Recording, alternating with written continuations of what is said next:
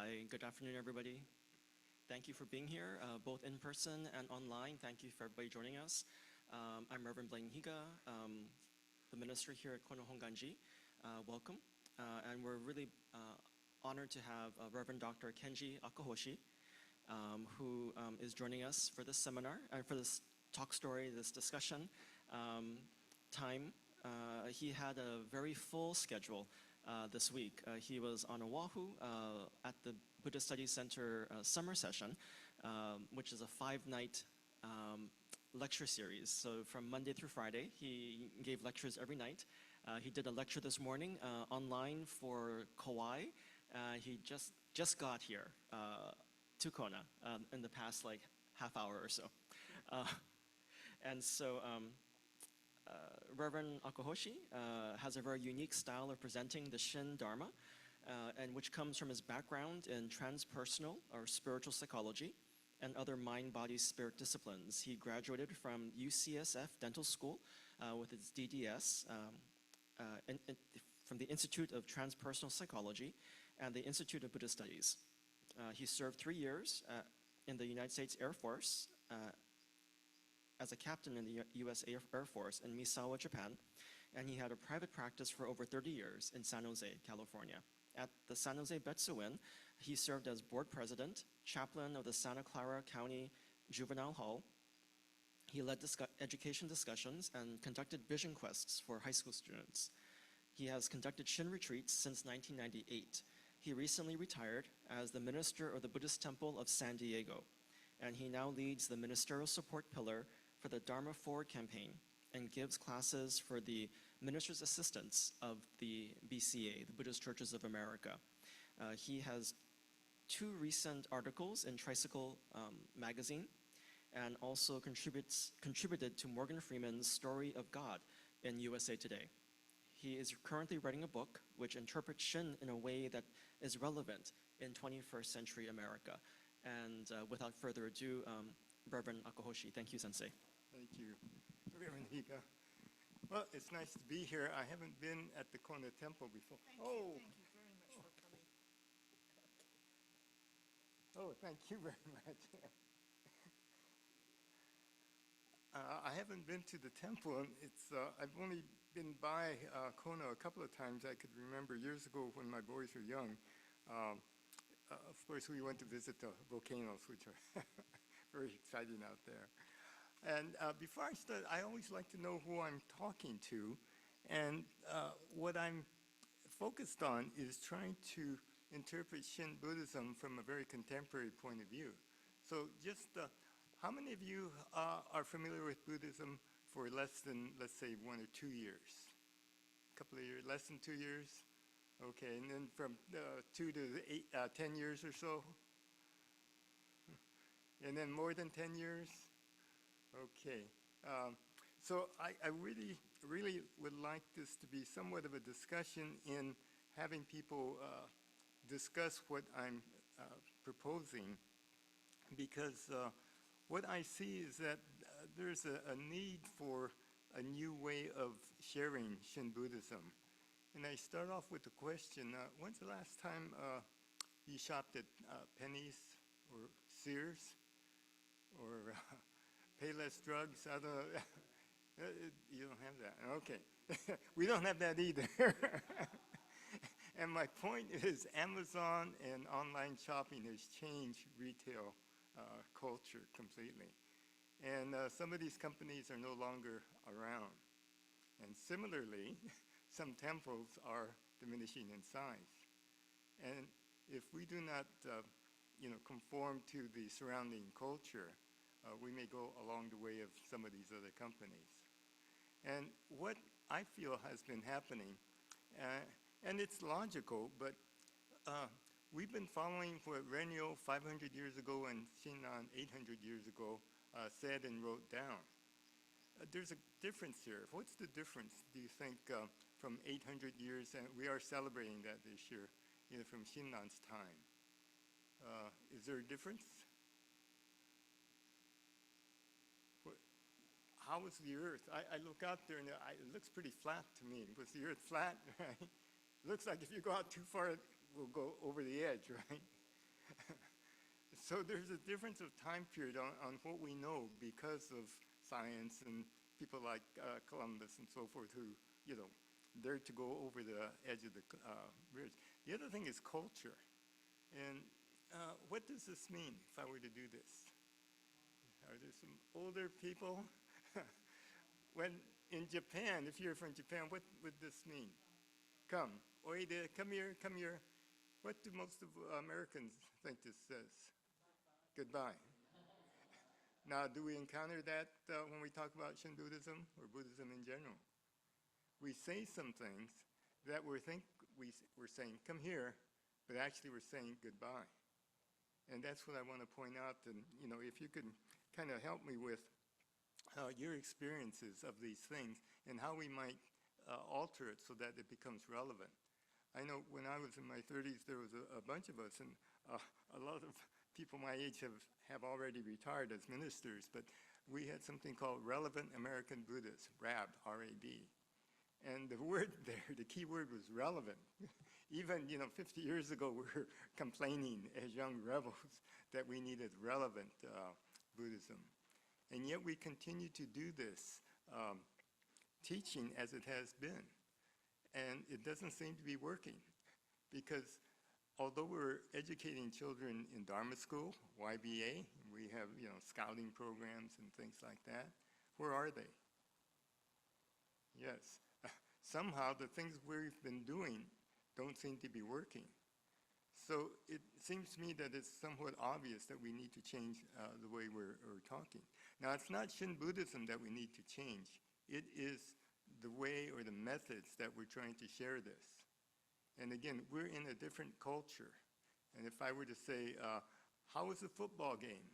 What are your thoughts? Most of us would think, well, I think 49ers.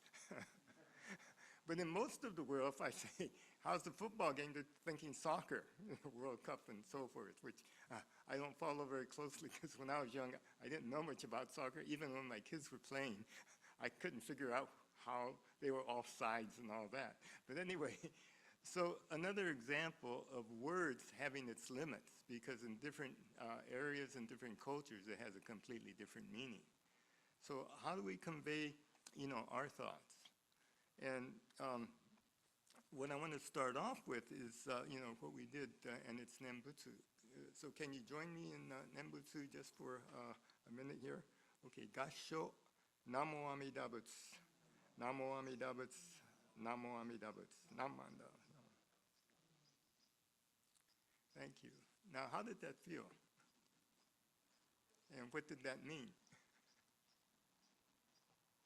Now, when someone comes to visit us and they see us facing the statue of a Buddha with our hands together saying Namo Amida Butsu, coming from our culture in America, what do you think that looks like?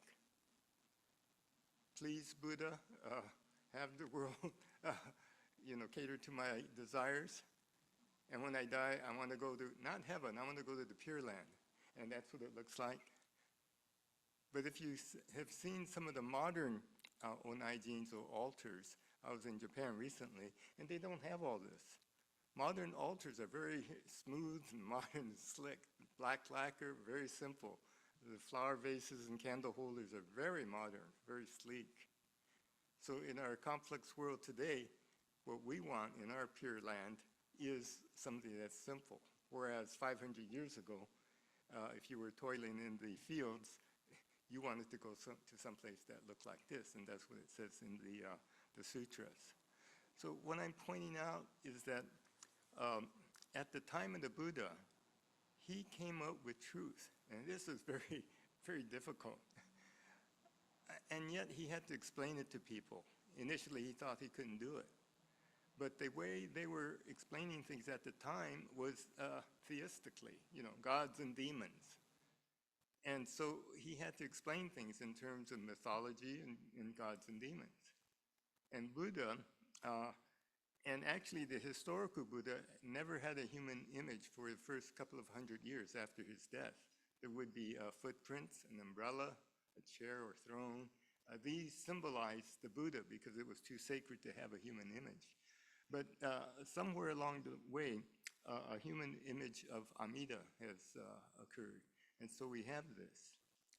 But what I'll be getting into a little bit later is, what is this Amida?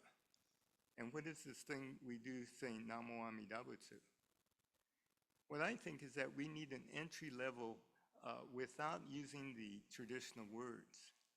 And the one thing I have found successful, and this has worked for me in San Diego and San Jose as a layperson, and I know in Vista in Orange County, OCBC in Los Angeles, we're doing a program saying attracting new members, and it's about presenting an entry level of Buddhism so that people don't come in and have to know a college level of religion and know what these terms mean.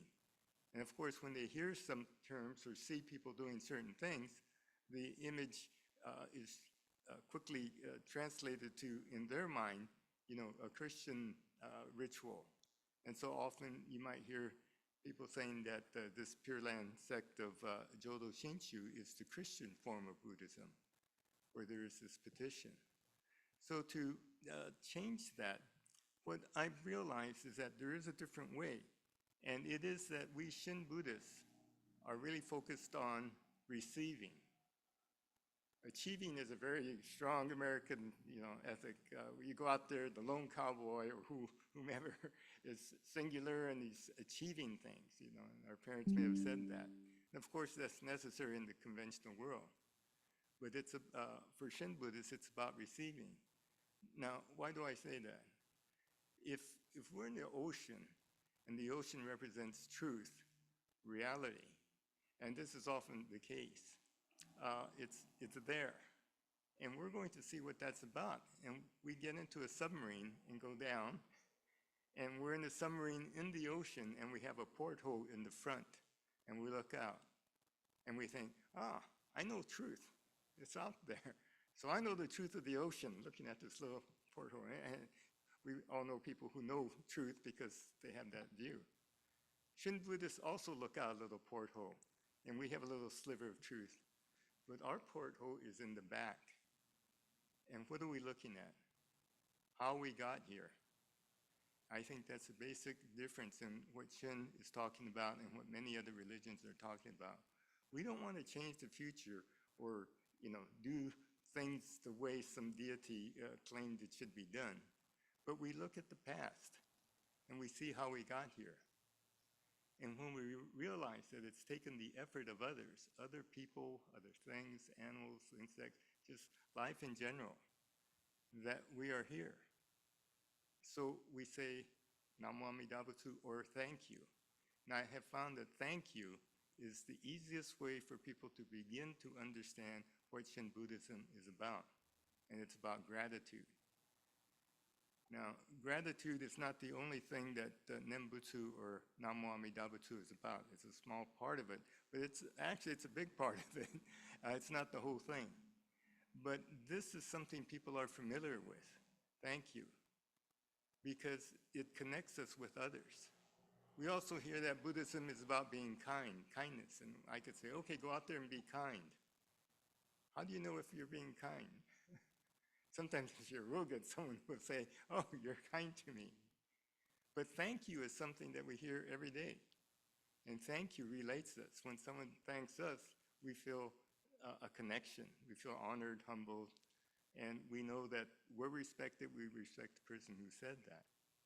So thank you really is a way of introducing some of the basic values of Shin. So how can we say this? I talked about the fact that we have, this, in a sense, ritual. But for some people, they may not know, when to say this. We have an altar here at the temple, and you might have services here once a week or whenever you come. In Japan, they have altars at home. So the first thing in the morning and last thing at night, people go to the altar. Well, the other thing we can do is have something with us all day long, maybe a picture of, the Buddha or something. As Shin Buddhists, we do have something like that. And you know what that is?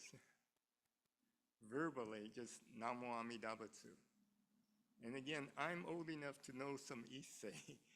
That's first generation. My grandmother was one who was noted to be a very devout Buddhist. And some of these people would just, during the day, say Namandavs, Namandavs, and you wonder why. Houston Smith writes in his book on Buddhism that as a child in China, as his father was a missionary, he would hear some of these people around town, this little village in China, saying something similar to Namandavs in a Chinese dialect. And he says now, as an older, and of course he's a world-renowned scholar, he really knows what that's about. And he writes that in the section on Shin Buddhism. So this little phrase is important, and I'll try to get into the depths of it, but it is a way of saying thank you. Now, I want to do a little exercise here to see if we can, get an experience of this. First, I want to talk about the importance of experience. Do you understand Buddhism? We kind of understand it, right? So I'm asking, you understand the middle path? Okay, this is, okay, we can say the middle path is balance. And for young kids, we might say it's this. So do we understand this? Okay. Now, for those of us who can, and I can barely do this, please stand up. Now, lift up one foot and hold that for 5 minutes. Is this experience of balance any different? Is this experience of middle path any different than what we read? You can sit down. I don't want people falling. It's different. And we understand things at the mental level. Oh yeah, I get that. And we sit and listen to talks or whatever, and we understand it, but we may not experience it. And when we lift up one foot, balance becomes a little more difficult. The practice, the actual experience. So instead of thinking, oh yeah, I'll start balancing my life, you realize that actually doing something, balancing our life is difficult. And so we need to have a practice. If anyone's been in Zen, what is the practice in Zen?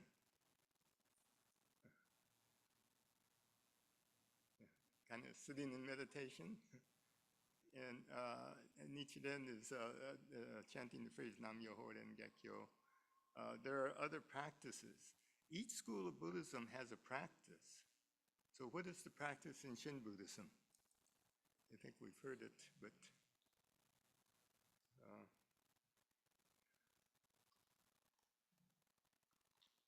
the practice is voicing the Nembutsu, Namo Amida Butsu. But again, if we just say it, it's almost like saying, okay, say abracadabra. What is your experience of that? And I think in Arabic, it's something like opening something, abracadabra. Anyway, magicians use that. And so the reason I'm saying this is that without an experience, especially for children, it's just many syllables. And for new people, it's kind of hard to pronounce. You have to read it or, actually see it to get a handle on all these different syllables. And so I recommend that we start a practice of saying thank you. And one of the ways we could do that is with this thought of how did we get here.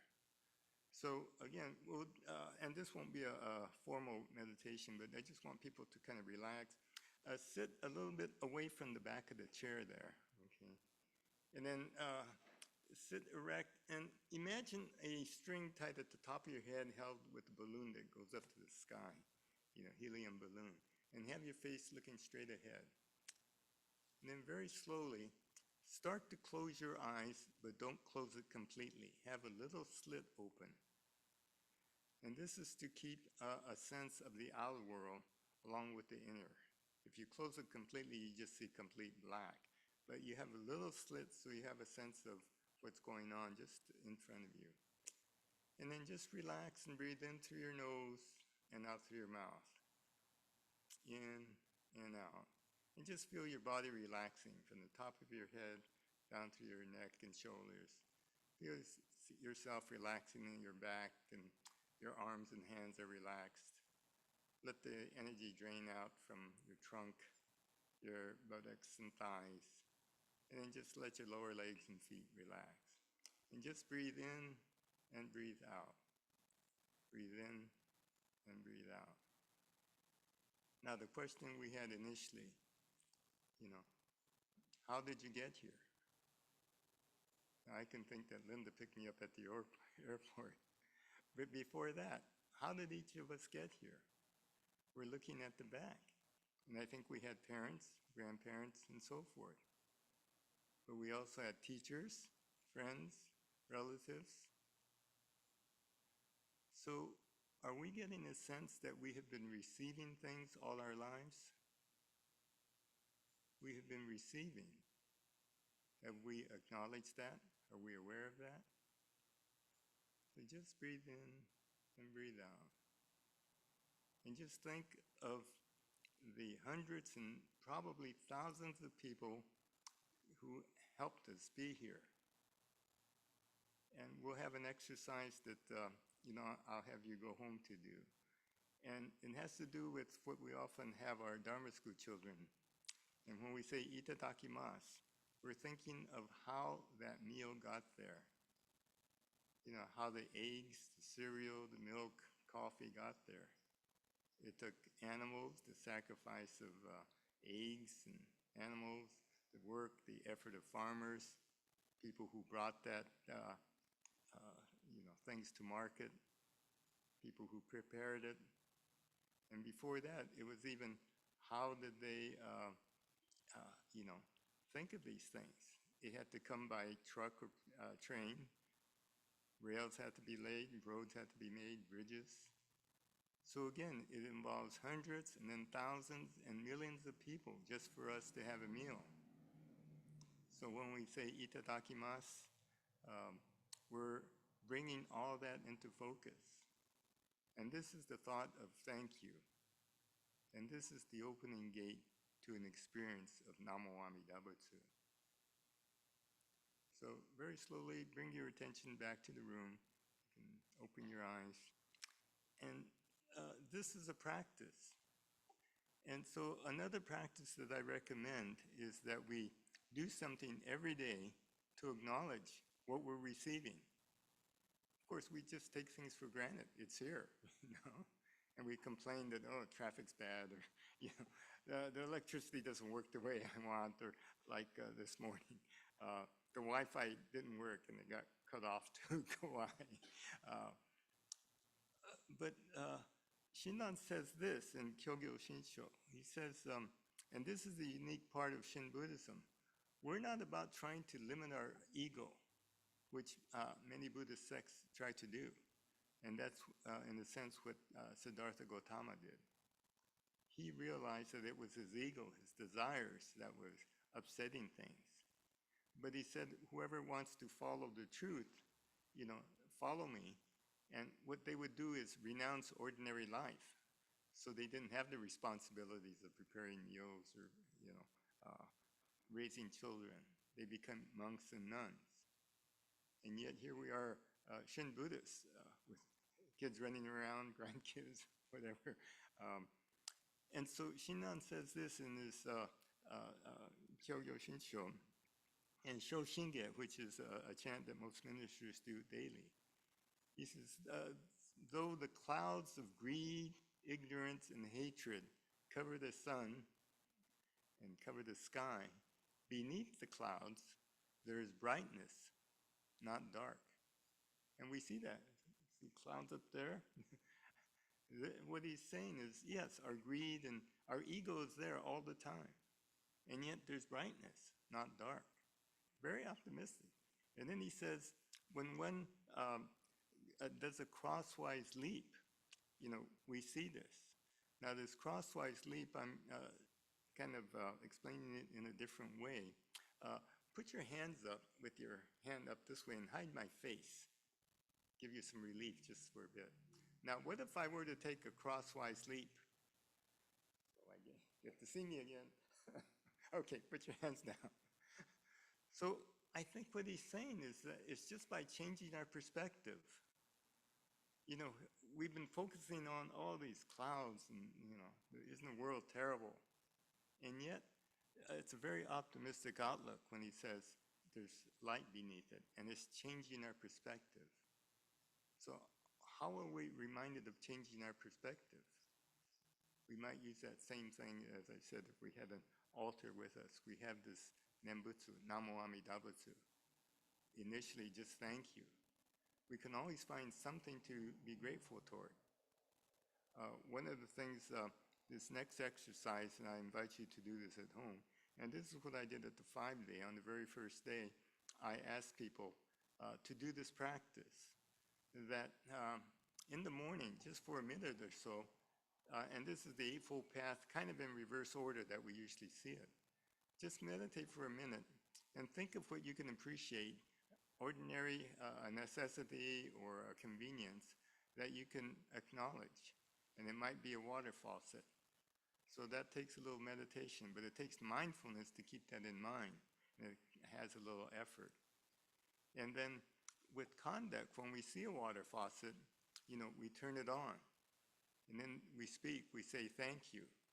And when we say thank you, that affects our mind. We think about, gratitude. How did that get here? And then that changes our perspective. That somehow we have this water instantly. And there are many parts of the world where that doesn't happen. We see pictures of, in some remote areas, where people have to carry gallons of water on their heads or in some way. And that's not even, very clean water. And here we get, water we can drink right out of the tap. And so every day, every time we see a water faucet, we say thank you.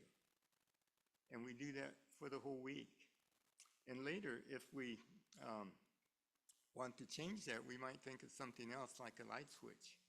So every time we see a light switch and turn it on, we say thank you. And that becomes a habit.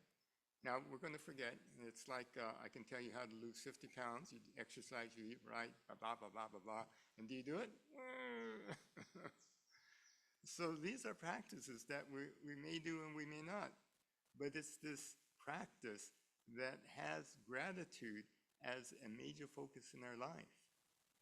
And this is where these older folks are saying, Namandas, Namandas. They're really appreciating all these moments. And we don't get to that just, we don't want to get 30 years older, but it takes a day-by-day practice, because everything we've done started out very clumsily, concentrated. If you play a musical instrument, even driving a car, or anything that we do has taken the practice. At first, if you're playing a sport, it was very awkward. Hold your hands like this, your feet, so on and so forth. And gee, I don't know if the coach is right. And then later you find out, yeah, he was right. You do need to do this. You do it until you reach a place where you do it naturally. And then you really learn to play, whether it's an instrument in music, you learn the notes and the fingers. After you reach a certain fundamental level, you really get to enjoy playing, whether it's a sport, music, or anything, writing. Everything takes a practice. And yet we say, just say the Nembutsu, everything will be fine. We're waiting for something to happen.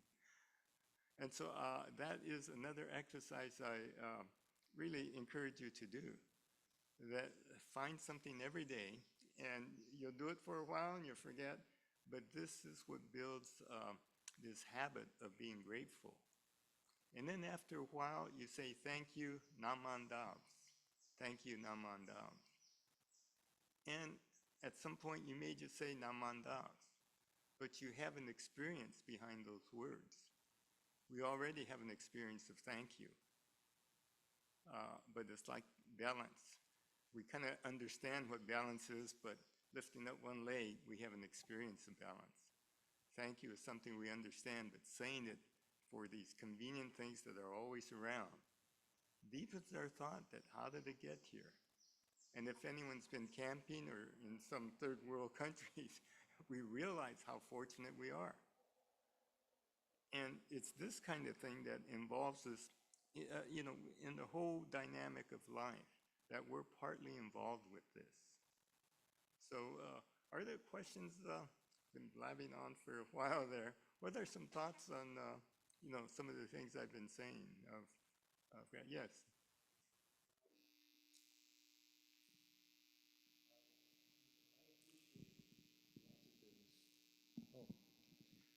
But we talk about gratitude a lot, appreciation. I have people I know that I feel like they could use some of this, some of this idea, because they seem kind of always negative, and so I'm thinking, how, sometimes I think it's like you can't drag them off to the temple. It's like bringing a horse to water, but they don't want to drink, right?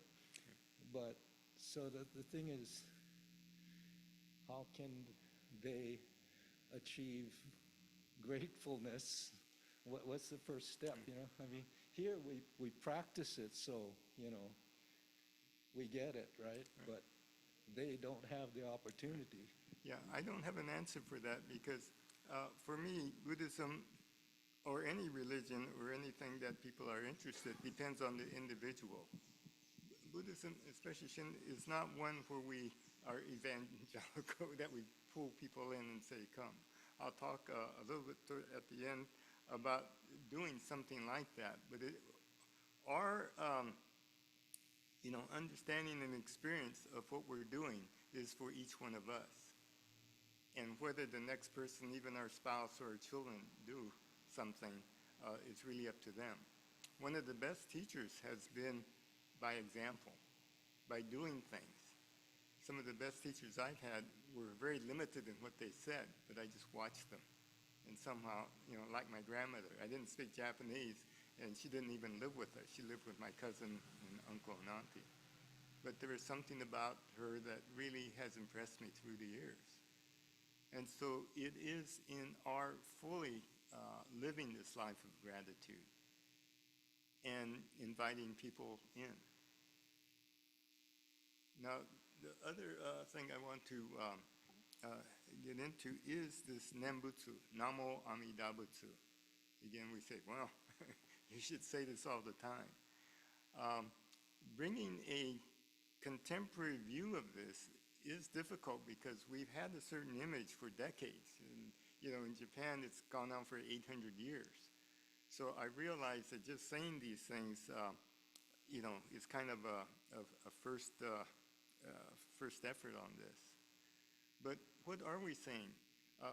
One thing is that I'm defining Buddhism as a process.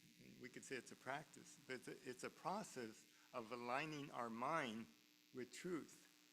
And what does that mean? A process, again, a practice, aligning our mind. And when the Buddha talks about the mind, he's not just talking about the cognitive mind, as the West has done with Descartes, I think therefore I am. He's just talking about how we thought. The Buddha includes the mind, the body, emotions and feelings, and spirit. So it's our whole being. When you read, if you're reading Buddhist text and it says mind, he means being, B-E-I-N-G. And our being aligns with truth. Well, that's simple. We all know what truth is? Well, that's the other thing. Well, truth is this. It's vast. It's like the ocean. And did anyone, I don't know if we could see the sunset, but the sun rises in the east. I don't know where that is. It sets in the west. I'm in California, so it sets in the ocean. Comes up on the east foothills. But that's true, isn't it? If that is true, and all the things we're worried about, like our mortgage, how true is this thing? Do you believe this? Does some artist do this? No. Oh, I think I'm holding it upside down. I'm sorry. No. There, that's better. Yeah, the writing. There's print here, so. Now, is this true? Anyone believe this? What happens is that because of the telescopes we have, we're finding out this is true. And now with this James Wood telescope, I don't know how this was taken, but we're going even further and seeing stars being born and dying and whatever stars do. And so I understand that there are 1 billion stars in our galaxy, the Milky Way. And I could sort of get that. But then I understand they're telling us there are 1 billion galaxies. I kind of don't get that. But if we didn't have this view, this universal view, we would not have the internet or cell phones or a lot of other things that we're doing, GPS, satellite TV. And yet we're reading things from 800 years ago and trying to make sense of it now. And so what I'm saying is we may have to redefine some of the things that we talk about. And so this truth, there's many levels, but I'm just kind of breaking it down into a couple. The conventional that, runs our life. The time thing we use, like Hawaii is 3 hours behind California. And I had to call, we're taking a trip later, and I guess we needed to get some money in by a certain time. It happened to be in Chicago, so it was like 5 hours, and I called too late because it was, 4 o'clock here, and it was 9 p.m. there, I guess. But anyway, so that works. I mean, the airplanes, flights, commerce, everything works on this conventional time. And yet we have this universal time. And some religions had a hard time kind of catching up with that. But in Buddhism, it just understands that. It's like, again, looking out the back porthole. So the reason I'm getting into this is that when we say Amida, we're wondering what that means. Historically, the Buddha said, well, what I see out there are that everything is impermanent, which means everything changes. Isn't that right? But he said the other thing that's true of everything on earth is that everything is interdependent. It affects, each thing affects every other thing. And that's a little hard to kind of realize because we can see the body and we see change. We see little kids grow up, and some of us older people change, which we don't like too much if we get a little older. But interdependence is a little different because it's hard to see. Now, when the Buddha realized this, he realized that it's hard to explain things to people at that time. It's even hard to do it at this time. And there are some religions that talk on a belief basis. And so, he just had those two truths that now science is validating. We have atoms and molecules, and we know carbon dioxide and oxygen change, and we have global warming, which proves that this happens. And, the convenient plastics we have, this is very convenient. It's going to come back, not recycled. It'll be recycled in the sashimi tuna that eats the plastic as I eat it next year or whenever. So everything is interconnected. And so what the Buddha was saying is true. Now, the other thing that we might wonder about, what causes change? Why are things impermanent? People didn't know that, he just said it was. Well, a guy named Einstein about 100 years ago said, well, there's something called energy. In all forms, everything on Earth has two forms, mass and energy. And for humans, we could say body and spirit. Now, I think that's true, and we don't think about that very much. I know my wife says, I don't know if you could talk about that, because when I first started using this, I wrote E equals MC squared, and then, I could see people leaving. But anyway, so now I just sneak it in and say this guy named Einstein said something like that. But it is true. I have a science background, so, I really like these kinds of things. This is true. Well, what did the Buddha say at the time? He knew this also. So what did he call energy? What did he call energy? He said, there is light and life. Everything on earth has light and life. And we use the term sometimes wisdom and compassion. But the two Sanskrit words are Amitayus, Amitabha, infinite light,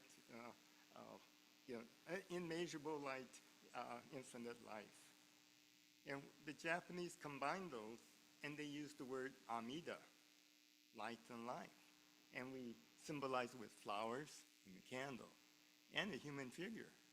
Because again, that was something to represent this truth.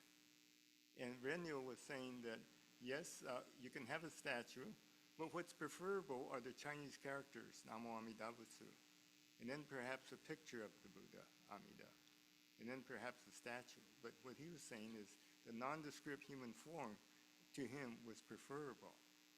So we have this image that is a symbol of truth, of many things. And again, this truth is something that's hard to grasp. And this word Amida, and again, when we go to say thank you to Amida, it seems as though we're thanking, a deity, which may be true, and it may have been true for 800 years. But what is our modern way of saying things? Mass, energy. We have body, energy, or spirit. I think we could use the word life energy for Amida. What is life energy? What he's saying is Amida animates, or energy animates mass. So life energy animates us. And to make it a little more descriptive, when you burn a log, what happens? What do you get? A burnt log. A light and heat. Well, yeah, that's energy. Where did that come from? Well, from the log. That mass released energy. We could talk about the A-bomb, but that gets into physics, and I don't know about that. Well, how did that energy get there? When the tree was a seed, or however trees start, a nut, it got nourished. It was nourished with energy, water, light, nutrients, and it grew to a little tree. And then it grew to a bigger tree. And it kept taking in energy in the form of light and water and so forth until it had limbs. And so when you burn that limb, it's received this energy, it releases that energy. And we are the same way. We start out as babies, we get fed, we have water, milk, and we get from infants to little people, bigger teenagers, and now adults. But as adults, we get something else. That other thing, because we're human, and this is the significant part, we have consciousness. We get information, we get feelings, experience that other animals probably don't get. And so this is, what we are so unique in receiving, not only physical, energy, but this energy that where we can communicate. And what we're doing now is exchanging energy. I'm giving you, my synapses in my brain are the same words, and I say pink elephant, and everyone sees a pink elephant because the synapses in your brain are doing the same thing. Well, this is Amida in a way, life energy. And so this is what I'm saying, something that the Buddha had difficulty explaining, not because he couldn't, but he knew the people listening did not have the ability to understand. So using the symbols of Namo Amida Butsu or human figure.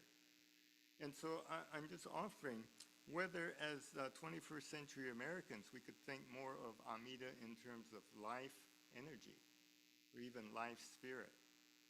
I know the word spirit kind of is challenging because different people have different ideas of what spirit means.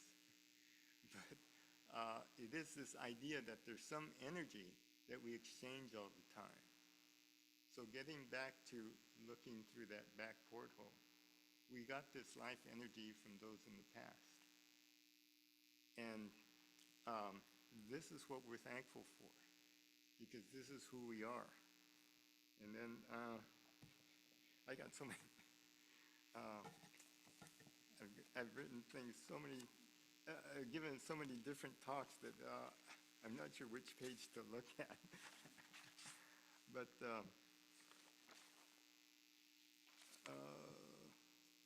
okay. This, oh, I know. There's Aida is a poet. Mitsuo Aida has this poem that says, Mitsuo Aida was much more organized than I am. I got too many things here. I'll just give you my a close version of it. Okay, he says, okay, my father and mother altogether 2. My parents of my father and mother altogether 4. Parents of parents altogether 8. If I count in this way,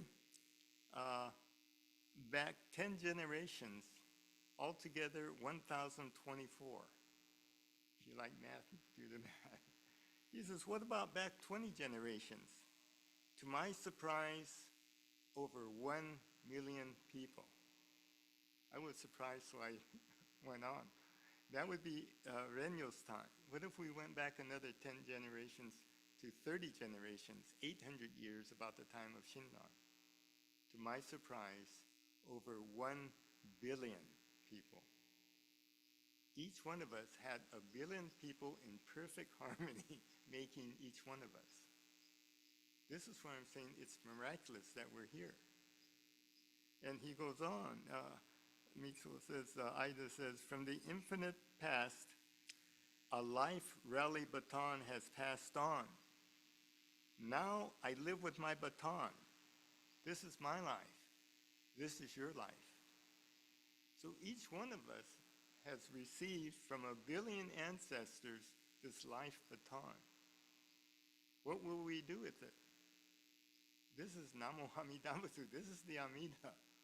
This is the life energy. I think I'll visit the 7 wonders of the world. You know, we all may have a bucket list.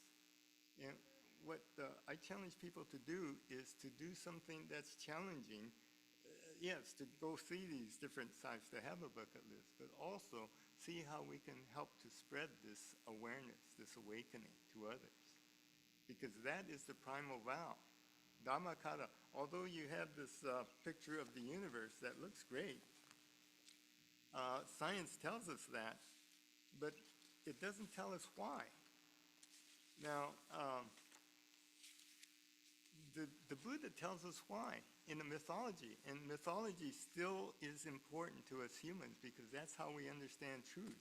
Truth is so hard to define. But he said this king, eons ago, made a promise to another Buddha and said that all beings will be awake when he becomes a Buddha. And in the larger sutra later, the Buddha tells Ananda, yes, there is Amida, Shakyamuni Buddha, Amida Buddha. So Dhammakara, the Bodhisattva, has become Amida, which means he is awake, all other beings are awake. He has fulfilled the vow, the primal vow. That means we're all awake. We're not too sure of it, but this is what we're sharing. And this is what I think we can all share with others. Because people are living and they're wondering why things are not working. It's not working because we're hoping that something will happen. And I'm almost finished, but let's try this. If you have a coin, take out a coin. If you don't, here's some coins, and we're going to be flipping them. Not so much flipping them, but if you have your own, I need one.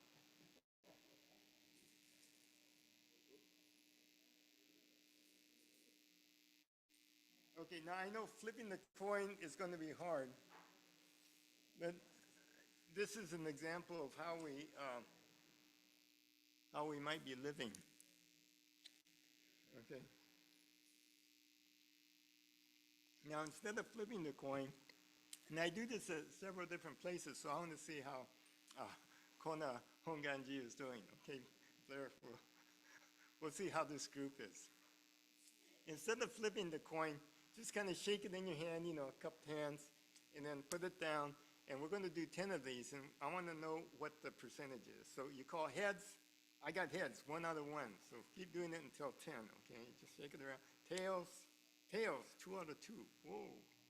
Just shake it up and tails, heads, 2 out of 3. And tails. Oh, 2 out of 4. Pretty good.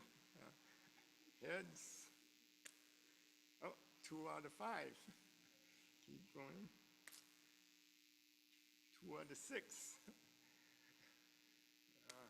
Tails. 2 out of 7. Not doing too well. Heads. 2 out of 8. I don't know, these coins aren't doing too well. 2 out of 8. 3 out of 9. Heads. 4 out of 10. So when you reach 10, let's look up, and I'm going to take a count. Okay? No.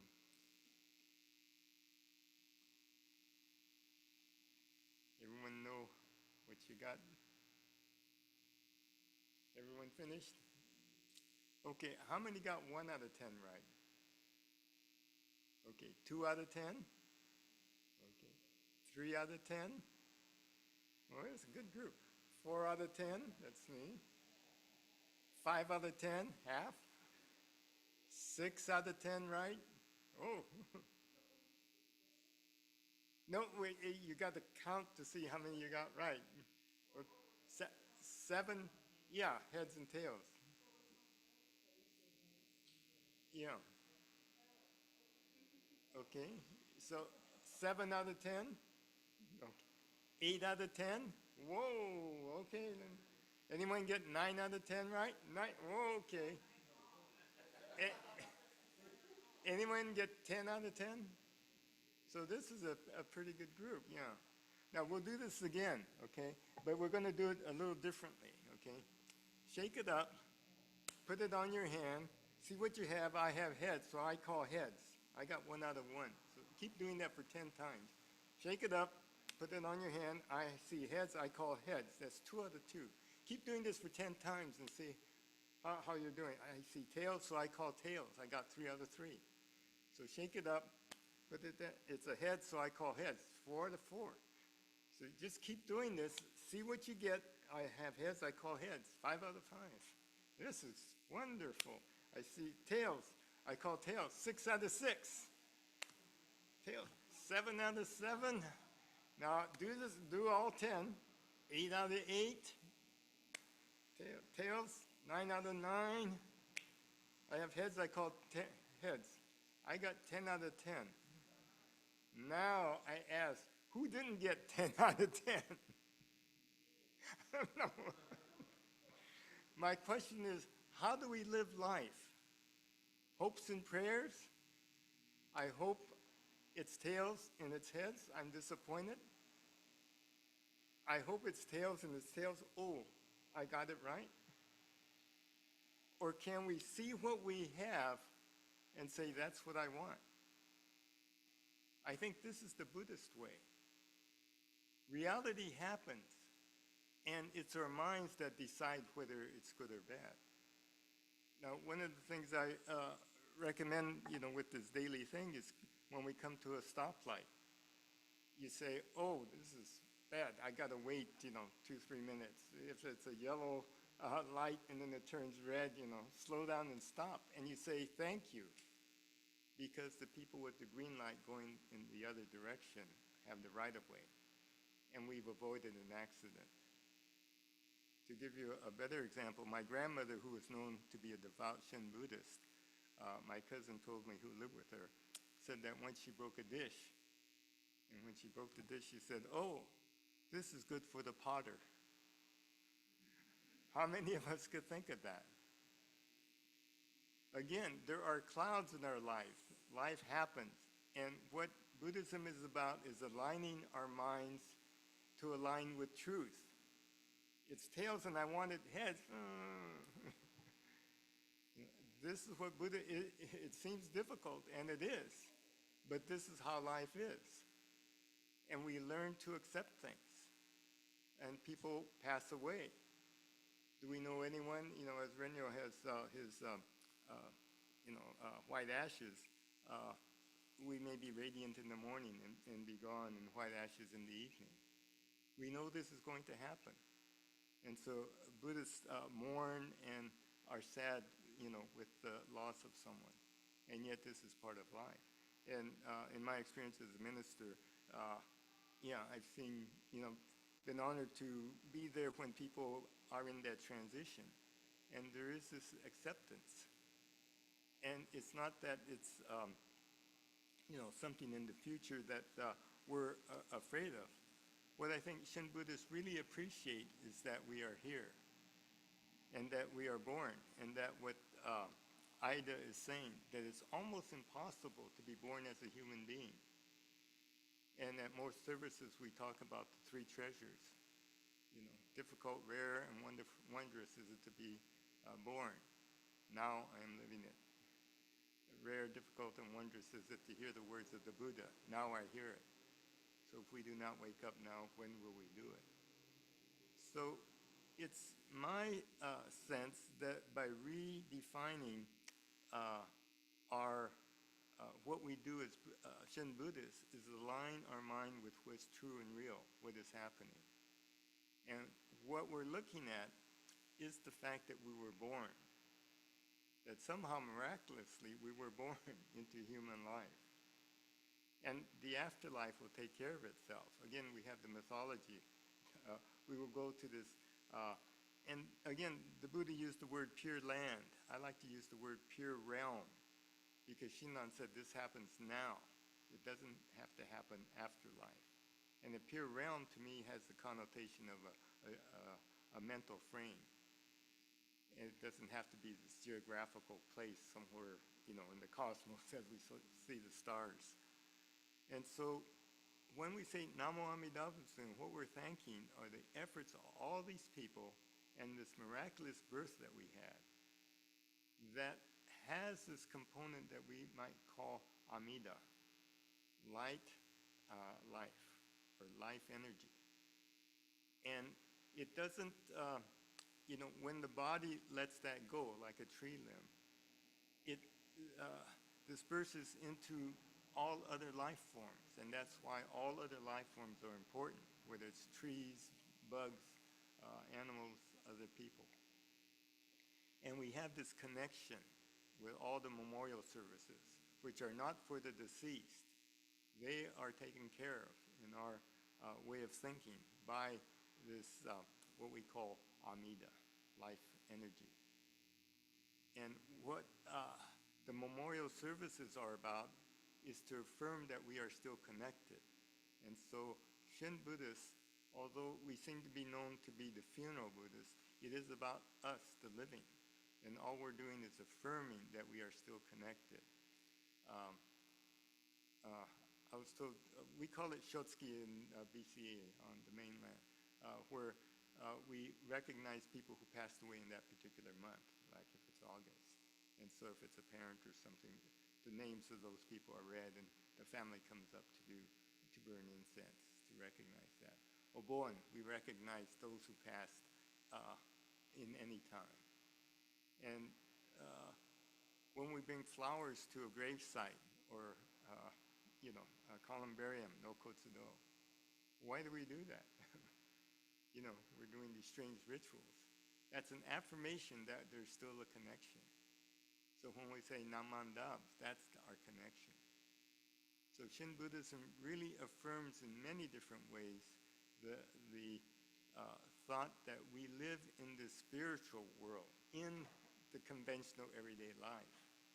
And the way we do that is Namo Amida Butsu. It's just affirming this life energy or life spirit that runs through, animates us, it connects us, and it continues to connect us after one's passing. So one thing to think about, if your children aren't coming to the temple, once you're gone, you may be gone, but it's almost like animals in that when they're gone, they're gone. It's only humans, and it's only been apparently in the last 30 or 40,000 years that humans have been able to recognize that, we have this, and they're found evidence that flowers were put in the grave about 30 or 40,000 years ago. And so, religions may have started around 10,000 years ago, but there is this notions that humans have of this different, this consciousness we have, that there is this spirit, and we're able to realize that. So with that, please join me in expressing our deepest appreciation for this life, and then we can have some questions afterwards. So please join your hands together. Gassho. Namo Amida Butsu. Namo Amida Butsu. Namo Amida Butsu. Thank you. I did a lot of talking, but I'd like some questions and see how.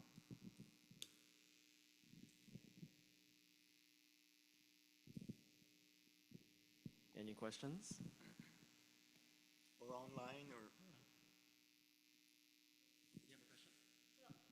In the beginning, you mentioned bringing more membership into the church, On what? more members into the church. Uh-huh. So, how would you do that? How to bring in members? Yeah, more members, because our church, there's maybe 20 or less active members. Yeah, the things I've been saying is that we need to use more familiar words. And what I've been offering are words like effort of others. We have the terms, and technically it's true, self-power and other power. During the day, do we use the word power very much, in our regular life? No, so technically I guess the translations is accurate, self-power and other power. Other power referring to Amida. But I use the word effort of others, self-effort and effort of others. But that's one thing, common words. And then like I'm saying, and this is the difficult part, I feel that using life energy or life spirit for Amida is kind of liberating. It liberates us from just seeing a statue or these Chinese characters representing, symbolizing something. Because to me, I can have a sense of energy. I know what, a battery can do, or when energy goes into something. But I think younger people or people in general can see that in 21st century America. We know about batteries and Teslas and cars, and how energy activates mass, or, things. So that kind of thing. But it's going to take a while because we've been, again, accurately translating things that Xinnan wrote. But again, he wrote for a different audience who had a different mentality. And we have to speak in a language that people understand today, who don't have much background in Eastern thought, know what some of these words mean, Pure Land, Amida, power, and make it relevant. It's not about, the other thing is that we have our conventional life where it's very important, to be stable and so forth. But things like Lahaina, having everything wiped out. The other thing I see is that Shin Buddhism has its effectiveness, because in 1942, all Jodo Shinshu Buddhists in America lost everything. With the Executive Order 9066, everyone had to move out.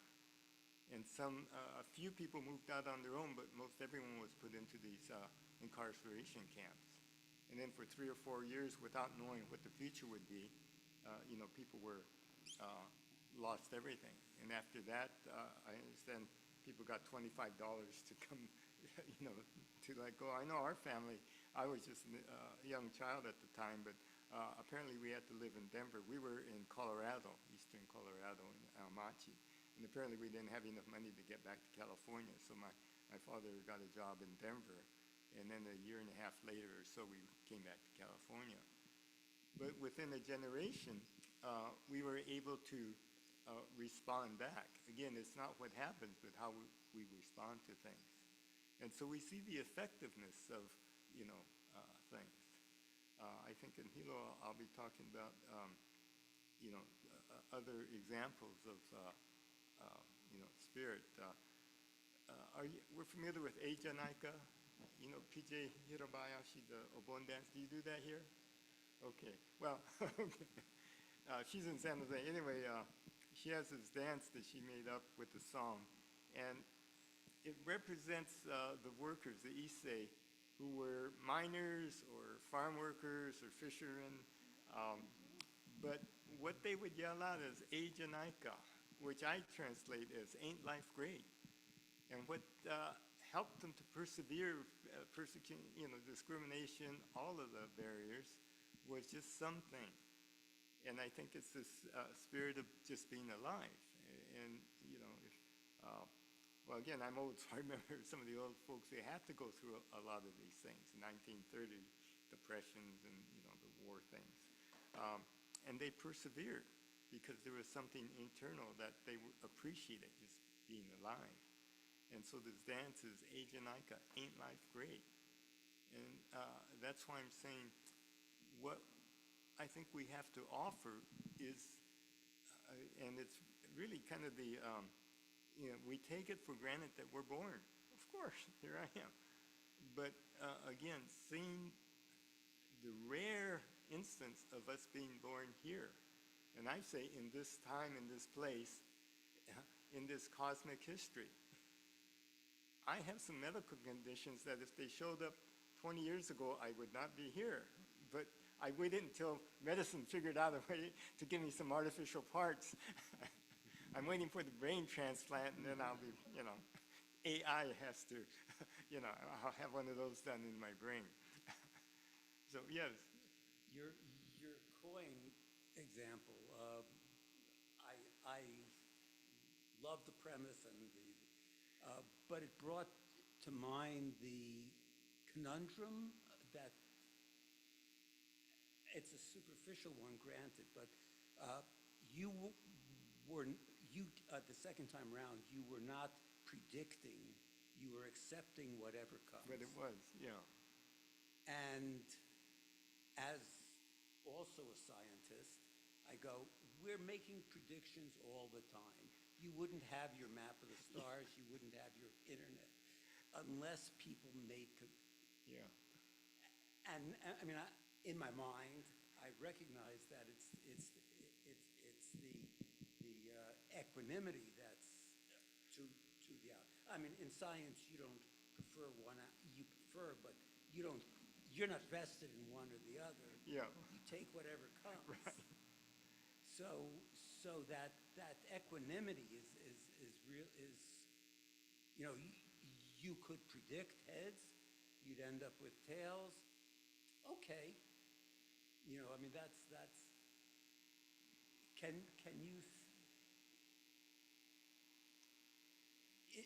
Is there a way of reconciling the predictions we do every day? Yeah, I predict the I light think so. will change. Again, I look at my grandmother and some of the older folks who really lived it. They couldn't tell you some of the things that my kids knew in Dharma school, Eightfold Path, Six Paramitas, Be Kind, the Golden Chain. My parents or grandparents couldn't name any of that. They didn't read any books, on Buddhism. But they lived a certain way, and this is what I think we can aspire toward. Gratitude toward life. And then the first thing we did was balance. That as Shin Buddhists, we mess up all the time. It's about balance. There's this thought that I'll become enlightened. I'll wake up and stay there. No, we fall down. We're on one leg and we're balanced for 10 seconds. And so it is about balance, saying, oh, I got this right. I call heads and I got tail, and I won't accept that. And so there are times when we don't accept what we get. And there are times when we say, I guess I have to accept that. But it is this, what I feel is a truth in aligning our mind with truth. And again, truth is a very hard, it's a big word. And truth is changing all the time. It's not that truth is changing. Our perception of it is changing. The truth of the world was that it's flat. And then that kind of changed. So I hear what you're saying, and I agree, but here I think Shin Buddhism, again, is being very human in saying, we're not perfect all the time, and it's this balance, and we don't balance it right all the time. But it is in thinking of the other person and thinking of myself. To give you an example, we have a friend, she's Japanese, and we have a Methodist church a block away, Japanese Methodist church, and she's Methodist. Not very, well, she goes there. But she says she enjoys coming to the Buddhist temple because at her temple, at church, she says people seem to be very good and happy, and they don't seem real. But at our temple, people seem more real. So it's that kind of thing. That, and this is Shinran. His integrity to say, I can't do it as a monk is amazing. You know, I mean, to me, that's like Biden saying, no, I'll let someone else do it. For Shinran to say, I've been doing this for 20 years, doesn't work. But then, you know, through Honen and his experience with the peasants in Ichigo, his mind changed. And he saw in the larger sutra that the Buddha talked for ordinary people. And instead of looking at what we can achieve, look at all the things that we're receiving. And that far outnumbers what we have. So our truth, this is what that little exercise was trying to say. The thing we think is true, that I did this, I made myself. The other thing is to see all the people, and this is,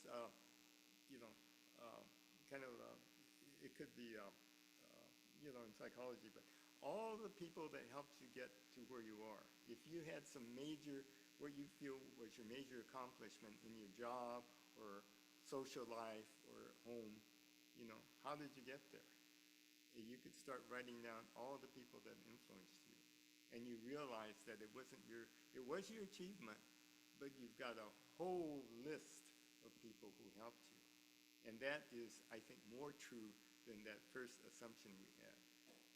So I guess what I'm saying is initially, and the reason we have all the stress and trouble is that we have these truths we follow that aren't so true, that there are greater truths, like, saying the sun revolves around the earth. And then we have a greater truth that says, oh, I guess the earth is revolving around the sun, and that reveals so much more. So, but again, with Shin Buddhism, I think it gives us this latitude of messing up. And that's okay. That's what we're expected to do that.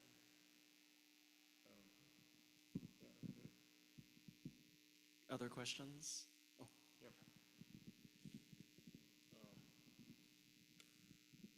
I don't know how to put this. We talk about, we don't go out being like missionaries, bringing people in. So we try to set good examples. But I was thinking it's just like when you take your car into a repair, the mechanic does a good job. You don't tell other people about it because you expect it to be fixed. But if he does an extraordinary job or he does something extra, then you tell other people about it. So it's just like if we going out setting examples to other people, if it's good, that's normal, So it has to be exceptional, I guess. I don't know how to answer that. No, I don't think so. I think we're too humble. And I've made the assertion, and I'm sure because of how, we are, especially as Japanese, being reserved, that, what is the primal vow about? The primal vow is Bodhisattva says all beings will wake up. And my question is, how does that happen? Has Dhammakata talked to you recently? To me, this, myth, which is the way we understand things, is real because in that cosmos, where is he? This is what science tells us, but somehow the Buddha is saying there's compassion, there's care in the world. That this being, and he could only say it in this mythical way. right? Because if you're on the planet, we have 100 years, who cares? But yes, it cares because there are people, and we have this interdependence. And so what I'm saying, which is probably radical, the primal vow works through people. Now, we have this mythology that, no, we're not quite pure enough. You got to wait until you die, and then you come back. You don't stay in this pure realm. You come back and help people. Well, that's probably true, but I work more effectively when I have a body. I might not do it correctly, but I have gotten this through people. I don't remember Dhammakala, coming to me at night or at some point. But teachers, ministers, my parents and grandparents, they were, in a sense, not telling me the story of, Amida, but they were saying life is valuable. I am valuable. I am part of this. They may not have put it into words like that, but somehow it came through. And so I think that's what we need to share with people. And yes, it's not like if we, share that with 10 people, we expect 10 people to follow us. It may not even be one person, but what it, I think, does is helps us deepen our own spirituality. And again, like my grandmother or some of these older people, it's just by modeling, showing by example. And so, yes, we're concerned, but in a way, we're hiding this treasure, We're hiding this treasure, this awakening. We're saying, no, you got to try harder. You got to achieve more. It's not, that is not aligning our minds with truth. The truth is that we're given all these things. And what we're asked to do is wake up, realize it. When we wake up, what comes to mind? Thank you, Namandams. And I think I'll share this, you say about the mechanic. I think that's special, that I found out my life is worth living. I think I'll share that with someone. And whether they take it up or not is up to them. But that's special. I just got this from my community, the Sangha, the Shin Buddhist community, and I want to share this with others, that what you're doing. Now, I know it's difficult because we've had people ring our doorbell and say, is your life messed up? Are you a sinner? Come to our church and we'll fix you. So, yeah, it's difficult. And yet, this is what I feel has happened somehow in Japan, Korea, and again, even in India, where Buddhism started, it's gone. And, there are natural forces for that. Things were destroyed by the Mongols and so forth, but somehow power took over, But that's where I think, if not, anyway, it helps to deepen our own lives. And sometimes, and we probably know this as true, after someone passes, you realize, the depths of their spirituality. And wouldn't it be nice if we could pass that on when we're alive, either in words or actions, or to encourage people, along this path. So I see that the message is special, that mechanic who does an extra special job. And for us to realize that.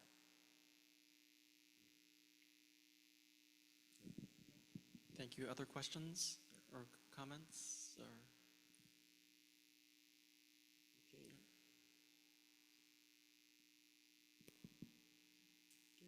great. Well, I want to thank everybody for joining us and thank the sensei for sharing the Dharma with us today.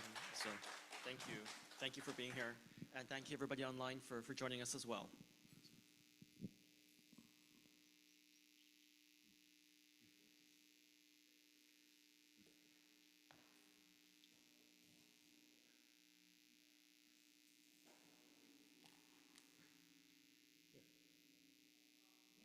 Oh, thank you. Can I ask you a possible question? I just want to leave you this, because this Oh. is Michael J. Fox. Yeah. He's Oh, yeah. talked about real Right. gratitude. Yeah. Again, I go, how did he achieve gratitude? Yeah. There's no easy answer, Yeah. I suppose. Well, this is where, in Shin Buddhism, that's what we talk about. Yeah. So, Yeah, I have people showing me articles on gratitude. Yeah. And this temple is based on gratitude in a sense. But, And so, he talks about how he got gratitude, but Oh. again, it's by example. Yeah. So, yeah. And